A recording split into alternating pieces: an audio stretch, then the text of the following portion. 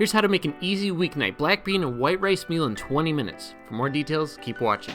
For this recipe, you'll need a cutting board, a knife, a medium pot, a spoon, and an Instapot. For the ingredients, you'll need 1 cup of long grain white rice, 1 15-ounce can of black beans, 4 strips of thick cut bacon, half a large yellow onion, half a green pepper, 2 cloves of garlic, and salt and pepper to taste. Put a cup of rice into the bowl of an Instant Pot. Rinse the starch away, pour a fresh cup of water into it, and pressure cook on high for 3 minutes. Let it sit an extra 10 minutes after cooking. During all that, cut the bacon into small pieces and put it in a pot above medium heat for a few minutes, occasionally stirring until starting to crisp. During that, dice the onion and pepper. Remove the bacon, leaving the grease. Put in your diced onion and pepper and stir over medium until translucent. During that, crush or mince the garlic and open and drain the can of beans. Add in the garlic and cook for another 30 seconds. Then return the bacon to the pot and add the beans. Reduce the heat to low and stir everything, adding salt and pepper to taste. By then, the rice should be done. Salt and fluff it, serve it, and pour over the beans for an easy weeknight meal.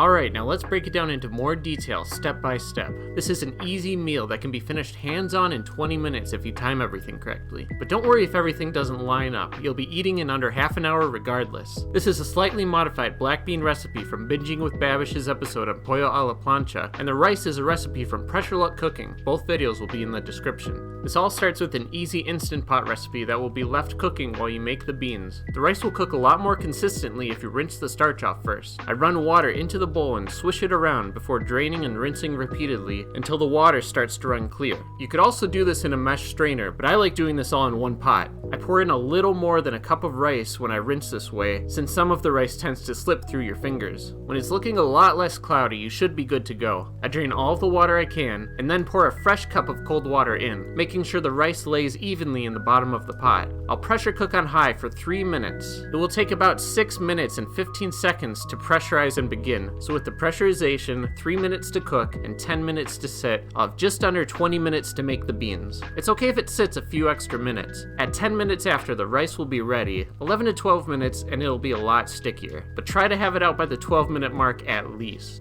Alright, for the beans, we'll start by cooking the bacon. 4 strips of thick cut yields the right amount of bacon fat. If you use more bacon, which you totally can, you'll probably need to drain a bit of the grease. And if you use less, or use a leaner substitute or vegan option, you can add a little bit of vegetable oil to help cook the veggies. Get a good sharp knife to cut the bacon strips into small pieces. I like to cut it down the middle first, and then chop it long ways. A way to make this easier to cut and convenient for the future is to take a serving size of 4 strips and freeze them in a plastic bag. It's a lot easier to cut up, and they'll stay good in the freezer for 1 to 3 months. Throw the pieces into a small pot and then set the heat to medium. Cooking from a cold pot first will help render out the fat and cook everything slower so you have time to chop the veggies. Stir occasionally so the pieces at the bottom don't crisp up too fast. Next, I clean and dry the cutting board to get started with the onion and pepper. I use half of a large yellow onion and half a green bell pepper. A whole small onion works too, and feel free to use the whole onion and pepper if you're wanting more veggies. Just make sure to add extra oil if you do that. To cut the half onion, I cut off 1 pole, place vertical cuts from the other pole down, then slice from the bottom for an easy dice. This is a pretty standard cutting technique, but if you're less skilled with a knife like I used to be and want to be a little more careful, here's another technique. Cut half slices first, then stack 2 or 3 of them and slice from the center out, rotating with the half circle. You can make a nice small dice this way, but take your time. You're not saving time if you have to run to the ER. For the pepper, cut it in half and slice the outside from the core like you're cutting an apple. Then cut each piece into strips, take a few at a time and dice them up.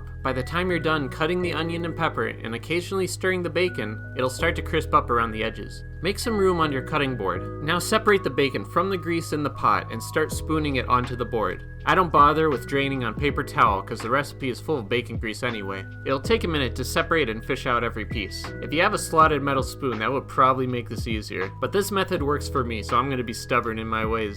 Leave the bacon grease in the pan, because we're returning it right to the heat and dumping in our onion and pepper. It should cook just fine over medium heat if you stir it occasionally, but feel free to lower the heat a tiny bit. Now while that's cooking, we can prep the rest of the ingredients. I start by opening up the can of beans and draining it, and I like to give it a rinse as well. With a free space on the cutting board, I can cut the garlic. 2 cloves is good, but if you're more adventurous like me, you can go for 3 or even more. A good way to remove the skin is to trim off the hard end, then cover the clove with your knife and give it a quick hearty tap. It should just barely crush the garlic and allow you to easily peel off the skin. Then you can crush it in a garlic crusher when the onions and peppers are ready. If you don't have a garlic crusher, place the knife over the clove again and smash it flat. Then dice it nice and fine. The onions and peppers will be ready when they're tender and translucent. Crush in or add the garlic, only cooking it for about 30 seconds as to not burn it. Then add the bacon back in and the can of beans. Reduce the stove to low and stir it all together. Then add salt and pepper to your taste. If everything goes smoothly, the Instant Pot should be hitting at about 10 minutes past cooking, and you could release any remaining pressure. I put in a pinch of salt before taking my serving spoon and fluffing it all together. This makes about 3 to 4 small servings, so I usually prepare 2 bowls for dinner and 1 or 2 glass containers for leftovers, and divide the rice between them. Then scoop the beans over the top, and you're done.